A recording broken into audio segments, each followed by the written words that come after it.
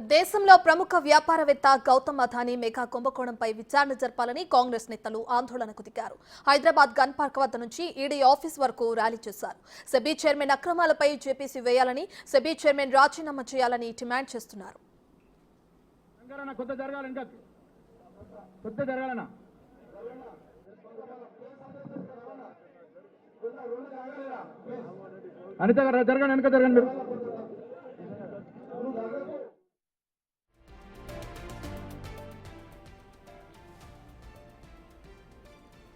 హైదరాబాద్ లో కాంగ్రెస్ నేతలు రోడ్డెక్కారు. ED office ముందు మెగా ధర్నా నిర్వహిస్తున్నారు.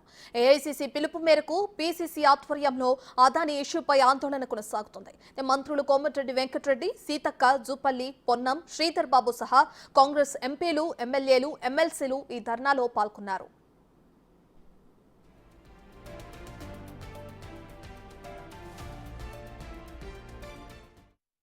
తొలుత గన్ పార్క్ దగ్గర నేతలంతా నిరసన తెలిపారు. కేంద్ర ప్రభుత్వానికి వ్యతిరేకంగా నినాదాలు చేశారు.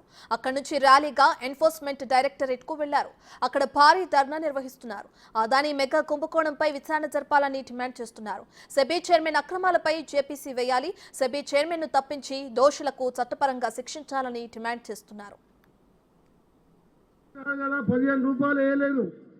నల్లధనంతో పాటు ఉద్యోగాలు ఇవాళ భారతదేశంలో విపరీతంగా నిరుద్యోగం పెరిగిపోయి ఈరోజు యువత అంతా ఈరోజు ఇబ్బందులు. కానీ ఆయన దోస్తులు అదానీ, అంబానీ, ముఖేష్ అంబానీ లాంటి వారు 10,000 లోపల ఉన్న వాళ్ళు ఇవాళ 10 ర్యాంకు లోపల ప్రపంచంలోనే అత్యంతంగా ధనవంతులుగా మారిపోయిన ఈ సందర్భం వాళ్లకు ధనికులను ఇంకా ధనిక చేసిందే తప్ప మోడీ గారు చేసింది ఏం లేదు దేశానికి. అందుకనే జవహర్లాల్ ఈరోజు మన నాయకుడు రాహుల్ గాంధీ గారు పోయినసారి పార్లమెంట్ సభ్యులు 52 మంది ఉన్నాం. అందులో నేను, కెప్టెన్ ఉత్తమ్ కుమార్ రెడ్డి గారు, రేవంత్ రెడ్డి గారు 52 మంది ఉన్నా ప్రతిరోజు పార్లమెంట్ లో ఎండగట్టి ఈరోజు 100 సీట్లకు వచ్చినాం.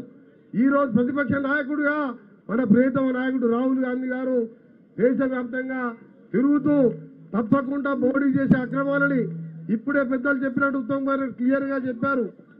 సెబీలో వారి అదానీ గారి షేర్ల పాత్ర గారి ఆయన చేసే మోసాల గురించి. అందుకనే దేవర్లారా మనం ఒకటోడే లక్ష్యం ఈ మోడీ ప్రభుత్వాన్ని నింపడం, రాహుల్ గాంధీ గారిని ప్రధానమంత్రి చేయడమే లక్ష్యంగా పని చేద్దామని మనం అందరం కలిసికట్టుగా పని చేద్దామని, లేకపోతే ఈ దేశాన్ని నలుగురు చేతిలో పెట్టి నాశనం చేస్తున్న సంగతి చూస్తున్నాం.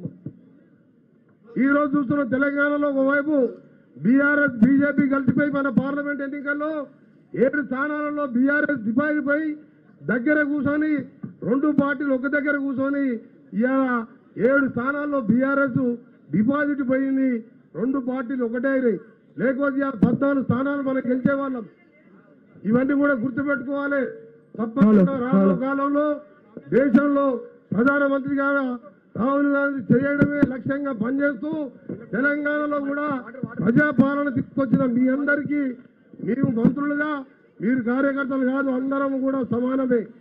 మీ అందరినీ కూడా గౌరవిస్తూ మనం ఇచ్చిన ఇందిరమ్మ 6 గ్యారంటీలు కానీ, ఇంకా కూడా నిన్ననే మన రెవెన్యూ మినిస్టర్ గారు నిన్న విషయంలో కానీ ప్రతి విషయంలో రైతుల రుణమాఫీ చేస్తూ ముందుకు పోతున్నాం. మీ ఆశీర్వాదంతో రాబో కాలంలో ఇటు రాష్ట్రంలో మరో 10 ఏళ్ల పాటు దేశంలో రాహుల్ గాంధీ గారిని ప్రధానమంత్రి చేస్తూ ముందు పోవడమే లక్ష్యంగా పనిచేద్దామని. ఇక్కడ బీఆర్ఎస్ లేదు, అది ఎప్పుడో బీజేపీలో కలిసిపోయింది కాబట్టి దాని గురించి మాట్లాడే అవసరం లేదు. ఒక్కటే మోడీ చేసే మోసాన్ని ఎండగడుతూ ఇలా ఇచ్చిన కార్యక్రమంలో పెద్ద ఎత్తున పాల్గొన్న మీ అందరికీ కూడా నమస్కారాలు తెలియజేసుకుంటూ ఈ పోరాటం ముందు ఇంకా ఉధృతం చేస్తూ రాబోయే కాలంలో రాహుల్ గాంధీ ప్రధానమంత్రి రావాలి, మళ్ళా రాజీవ్ గాంధీ ఇందిరమ్మ రాజ్యం రావాలి. అందరికీ నమస్కారం. ఏపీ శాఖ మంత్రులు పొన్నం ప్రభాకర్ గారు.